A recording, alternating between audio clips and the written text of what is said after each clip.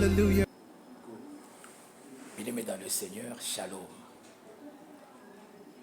Ce matin, il était question que nous puissions partager notre grand thème, la conquête et la possession de l'héritage.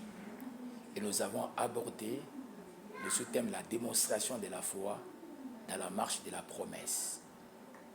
Nous avons eu l'intention d'expliquer au peuple du Seigneur que conquérir et posséder l'héritage exige aussi à démontrer notre foi dans la marche vers la promesse de Dieu. Il est écrit que la foi, Hébreux 11, verset 1er, la foi est une ferme assurance des choses qu'on espère et une démonstration des choses qu'on ne voit pas. Et pour l'avoir possédé, les anciens ont obtenu des témoignages favorables. Vous allez comprendre que lorsque nous commençons une marche avec le Seigneur notre Dieu, Dieu nous demande d'avoir la foi. Dieu veut que nous puissions démontrer notre certitude, notre assurance, notre confiance auprès de lui, afin qu'il puisse réellement nous conduire dans l'accomplissement de la promesse du Seigneur notre Dieu. Vous verrez qu'Israël, lorsqu'il quitte l'Égypte pour atteindre la terre promise, il fallait qu'ils puissent avoir d'abord leur marche dans la promesse.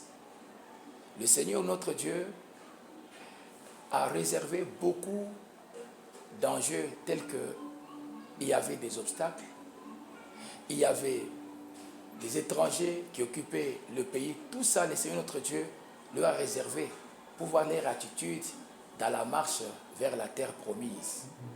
Et le Seigneur voulait maintenant que tout celui qui a écouté sa parole et qui a eu foi en lui, il doit passer à la deuxième partie de la foi, ou deuxième dimension de la foi, qui consiste à démontrer les choses qu'on ne voit pas. Vous allez observer que le Seigneur, notre Dieu, a prévu tout le moyen pour orienter celui qui marche par la foi. Premièrement, il leur a dit ceci: vous ne connaissez pas le chemin, je mettrai mon ange devant vous pour vous conduire et vous protéger. La démonstration de la foi, vous n'êtes pas seul dans cette marche pour démontrer, mais la présence de Dieu vous assiste. Même si vous ne voyez rien, démontrez votre foi. Soyez certain de poser les actes dans la direction de la promesse par rapport à ce que Dieu vous a dit de faire. Deuxième autre chose que vous allez observer, que celui qui marche avec le Seigneur notre Dieu, s'il marche par la foi, il sera agréable à Dieu. Et Dieu va récompenser sa marche afin qu'il puisse obtenir le fruit agréable. Plusieurs manières dans la Bible pour ceux qui ont marché avec le Seigneur, comme nous demande la Bible, d'imiter ceux qui, par la foi et la persévérance, ont saisi les promesses, ont hérité les promesses. Vous allez constater qu'en Exode 14, 14, devant la mer Rouge, Israël a quitté l'Égypte. Tout d'un coup, il rencontre l'obstacle, la mer Rouge. Comment traverser cette mer Rouge alors qu'il y a un obstacle? Comment traverser la mer Rouge alors qu'il y a Pharaon qui est derrière? Et devant lui, il y a la mer Rouge. Regardez la démonstration de la foi pour celui qui a la promesse. Il a consulté le Seigneur lui a dit, qu'est-ce qu'il faut faire devant la mer Rouge?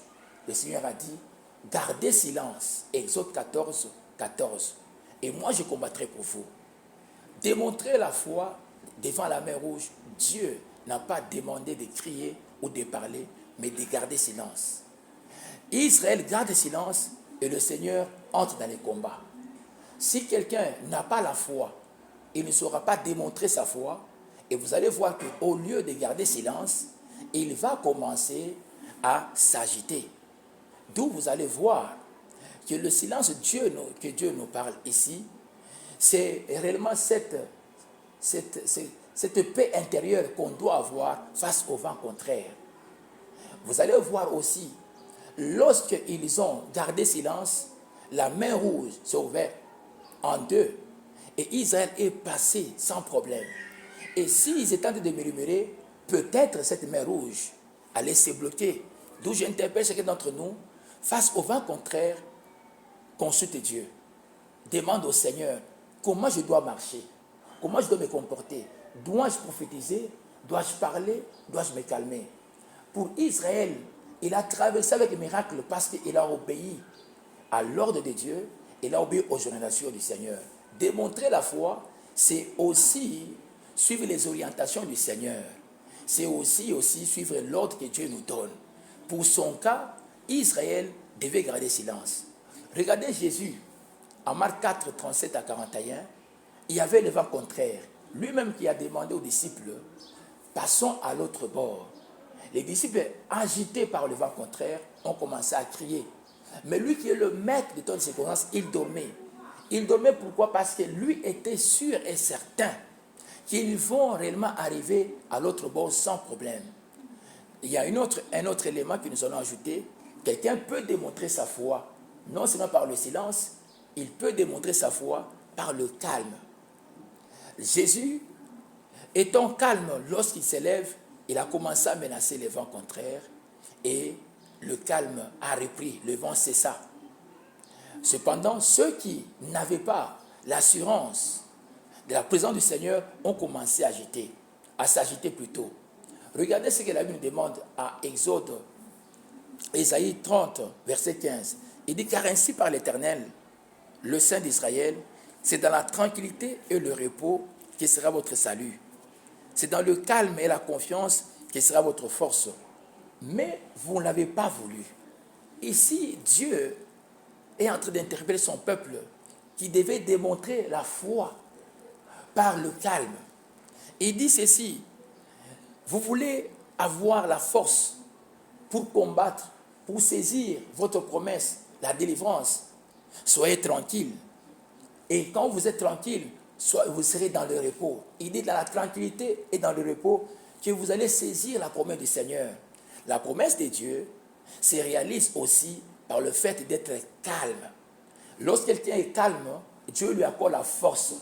Lorsque quelqu'un est calme, ses anges sont en mesure maintenant de venir l'assister ou le secourir. Mais par contre, Dieu dit non, vous n'avez pas voulu la tranquillité, vous n'avez pas voulu le repos, vous n'avez pas maintenant droit à la délivrance et au salut. Je nous conseille tous d'être calmes et nous allons entrer dans le repos de la promesse du Seigneur. Il a dit encore, il dit c'est dans le calme et la confiance qui sera votre force. Si vous voulez être fort, vous devez avoir la confiance au Seigneur.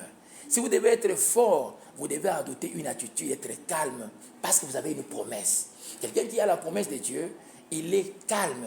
Son calme n'est pas seulement l'apparence extérieure. Parce qu'il y a des gens qui ont l'apparence extérieure calme, mais à l'intérieur, ils s'agitent. Bien, le Seigneur, le calme dont je fais allusion, c'est la paix à l'intérieur. La paix à l'intérieur. Une attitude interne qui nous donne une assurance que nous ne sommes pas seuls. Le Seigneur nous a dit, allons à l'autre bord, même s'il y a le vent contraire, même s'il y a les tempêtes, nous devons avoir le calme. Parce que le calme, c'est aussi une attitude qui démontre que nous avons reçu la foi en Dieu. Et bien, avec le calme, nous allons atteindre notre terre promise. Que Dieu vous bénisse.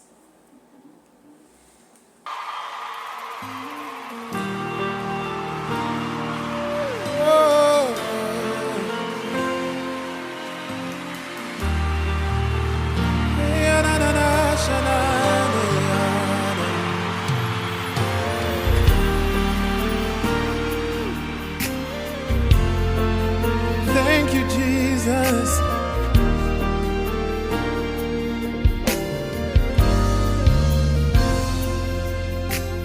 Hallelujah. You are who you are, yesterday, today, and forevermore. What you say is what you do. You never fail, you never change. You are faithful till the end.